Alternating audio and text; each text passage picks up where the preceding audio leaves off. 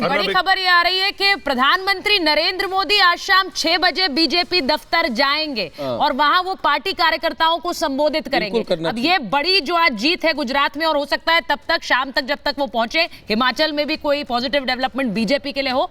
क्या आप stand up India योजना के तहत 1 करोड़ का लोन लेकर अपना खुद का बिजनेस शुरू करना चाहते हैं? तो फ्रीडम ऐप को डाउनलोड करें और इसकी पूरी जानकारी अभी प्राप्त करें। लेकिन अभी जो बड़ी खबर आ रही है वो ये कि वो बीजेपी दफ्तर जाएंगे। और पिछली बार आपको याद होगा कि जब बड़ी एक जीत गुजरात में बहुत ज्यादा आंकड़ों से नहीं मिली थी, लेकिन लास्ट समय पे प्रधानमंत्री नरेंद्र मोदी के रैलियों ने एक तरह से बदल दिया था माहौल और 99 सीटों के साथ जीती थी। तब भी इसी तरह का कार्यक्रम था। तो ये बड़ी खबर इस वक्त स्क्रीन पर भी दिखा रहे हैं। बीजेपी होना भी चाहिए क्योंकि कांग्रेस ही एक पार्टी थी 140 सीट पार कर चुकी थी गुजरात में।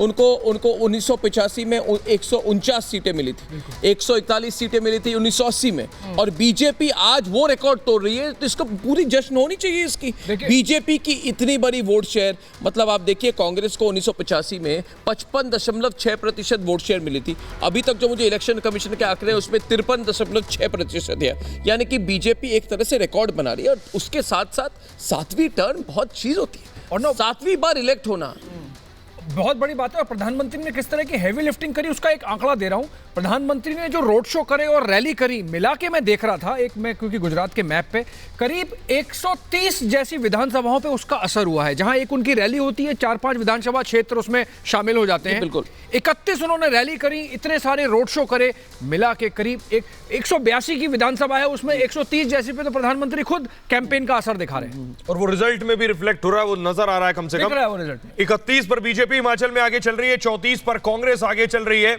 ये जो आंकड़ा, ये टफ फाइट नजर आ रही है, हिमाचल से निकल कर आ रही है बीजेपी 152 पे, गुजरात में 17 कांग्रेस, 9 आम आदमी पार्टी। हमारे साथ सृष्टि बहुत देर से इंतजार कर रही है। सृष्टि, जल्दी से बताइए कि गुजरात में वहां अगर आपको मेरी आवाज मिल रही, सृष्टि 150 150 रन बना चुकी है बीजेपी गुजरात में, जो नजर आ रहा है। और प्रधानमंत्री मोदी भी 6 बजे पहुंचने वाले हैं कार्यालय। ये बहुत बड़ी जीत है और ये क्रेडिट प्रधानमंत्री मोदी को ही जाता है। वही एक फैक्टर था गुजरात में, सारी चीजें एक तरफ थी, पीएम मोदी एक फैक्टर था। जरा दिखाइए तस्वीरें। बिल्कुल, देखिए जैसा आपने कहा कि प्रधानमंत्री के नाम का जो फैक्टर है उसका बहुत बड़ा क्रेडिट जाता है। ये तस्वीर इस वक्त जो हम आपको दिखा रहे हैं, आपको बता दें कि ये तस्वीर आप यहाँ पर देखिए कि किस तरीके से आप प्रधानमंत्री मोदी के नारे लगते हुए यहाँ पर दिखाई दे रहे हैं। जो नाम आपने लिया, और 6 बजे करीब जो आप बता रहे हैं कि शाम को प्रधानमंत्री बीजेपी कार्यालय भी जाएंगे। तस्वीर आप यहाँ पर देखिए कि आप सिर्फ और सिर्फ मोदी मोदी के नारे यहाँ लगते हुए दिखाई दिए हैं। इससे पहले भी वो तमाम रैलियां, वो तमाम कवरेज, वो तमाम जो 3 बड़े रोड शोज थे वो भी रिपब्लिक भारत ने अपने दर्शकों तक पहुंचाए थे कि किस तरीके से यहाँ सिर्फ एक नाम, एक चेहरा जिसकी नारेबाजी होती है वो है नरेंद्र मोदी। और ये लगातार अपने हर एक रैली में प्रधानमंत्री ने इस बात का जिक्र किया कि मैं आपका बेटा हूँ, मैं आपका भाई हूँ। कोई आपसे पूछे तो आप ये ना कहें कि प्रधान सेवक आए थे, प्रधानमंत्री आए थे, आप ये कहें कि नरेंद्र भाई आए थे। इस तरीके की बातों का जिक्र करके बार बार ये सीधे तौर पर दोहराने की कोशिश की गई कि किस तरीके से यहाँ चूंकि जन्मभूमि कर्मभूमि दोनों ही प्रधानमंत्री की रही है। और आप ये देखिए कार्यकर्ताओं की खुशी, ये वो परिश्रम है जो 27 सालों से सत्ता का शासन यहाँ पर रहा। और ये एक जो सोच और विचारधारा का बदलाव भी है कि अगर लंबे समय दो तीन खबर में इधर इस वक्त शेयर करना चाहता हूं। यहाँ पर मौजूद है, हेडलाइन ब्रेकिंग खबर हमारे पास आ रही है कि मनाली से बीजेपी के गोविंद सिंह ठाकुर क्या कुछ कहेंगे आप लोग क्या कुछ कहेंगे? जीत सिर्फ 50 वोटों से आगे है। फतेहपुर से बीजेपी से के राकेश पठानिया 470 वोटों से आगे है। रामपुर से कांग्रेस के नंदलाल 223 वोटों से आगे है। और सुजनपुर से कांग्रेस के राजेंद्र सिंह 593 वोटों से आगे है। मतलब इतनी करीब की टक्कर चल रही है सब जगह। मनाली, राज्य, छोटी कॉन्स्टिट्यूएंसी, कम पॉपुलेशन, इसलिए मार्जिन बहुत टफ है। अब हमारे साथ सृष्टि लगातार बनी हुई। सृष्टि, बात कीजिए। सृष्टि, गुजरात से इसका परिणाम है भारत माता की जय। बिल्कुल, देखिए भारत माता की जय के नारे लगातार यहाँ पर लग रहे हैं। एक बार फिर से हम लोगों से बात करने की कोशिश करेंगे।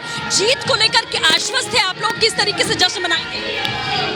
यह चुनाव परिणाम देश की राजनीति को, देश की जनता को एक सीधा संदेश है कि अब देश राष्ट्रवाद की राजनीति की ओर आगे बढ़ चुका है। देश जोड़ों की भावना के साथ देश प्रेम की भावना के साथ हम सभी एक बार फिर नरेंद्र दामोदर दास मोदी को अपने प्रधान सेवक के रूप में मान्यता देते हैं। बिल्कुल, देखिए और जय श्री राम के नारे भी यहाँ पर लग रहे हैं। क्या कुछ कहेंगे? जीत रहे हैं आप लोग, क्या कुछ कहेंगे? जय श्री राम, जय श्री राम। क्या कुछ कहेंगे इस जीत को लेकर जो प्रचंड जीत? नरेंद्र भाई को जो गाली दी थी कांग्रेस का, उसका करारा जवाब गुजरात की जनता ने दिया हुआ है। मातरम, मातरम, मातरम, मातरम। बिल्कुल, तो देखिए भारत माता की जय के नारे और लोग यहाँ पर कह रहे हैं कि ये देश हित की राजनीति है, ये राष्ट्रवाद की राजनीति है, ये राजनीति वो है जो ये दिखाती है कि देश सबसे पहले है। देश हित के मुद्दों को लेकर हम इसी तरीके से काम करते रहेंगे और प्रधानमंत्री को लेकर जिस तरीके से लगातार लोग कह रहे हैं कि कांग्रेस पार्टी को ये करारा जवाब है, क्योंकि लगातार आपने देखा कि इस पूरे चुनाव में किस तरीके की टिप्पणी यहाँ पर की गई प्रधानमंत्री को लेकर। क्या आप स्टैंड अप इंडिया योजना के तहत 1 करोड़ का लोन लेकर अपना खुद का बिजनेस शुरू करना चाहते हैं? तो फ्रीडम ऐप को डाउनलोड करें और इसकी पूरी जानकारी अभी प्राप्त करें।